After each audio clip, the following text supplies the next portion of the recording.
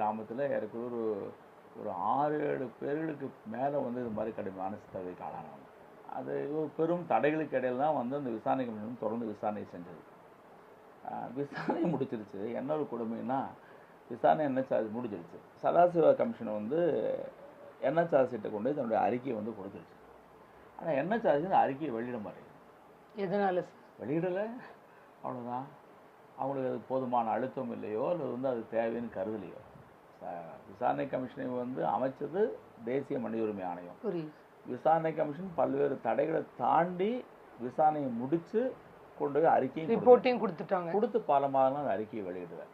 இப்போ இதற்காக திரும்ப இங்கே கூடிய பழங்குடியெல்லாம் கூட்டிக்கிட்டு மக்கள்லாம் கூட்டிகிட்டு ட்ரஸ்ட்டு, பீப்புள்ஸ் வாட்ச்சு, பியூசிஎல் இவங்க எல்லாத்தினுடைய உத்தரவோட குணசேகரன் வந்து மக்களையும் கூப்பிட்டு டெல்லி போகிறார். அவங்க பிரதம அமைச்சரை, உள்துறை அமைச்சரை அவங்களெலாம் சந்திக்கிறது, என்எச்ஆர்சி முன்னாடி ஒரு டெமான்ஸ்ட்ரேஷன் பண்ணுறது.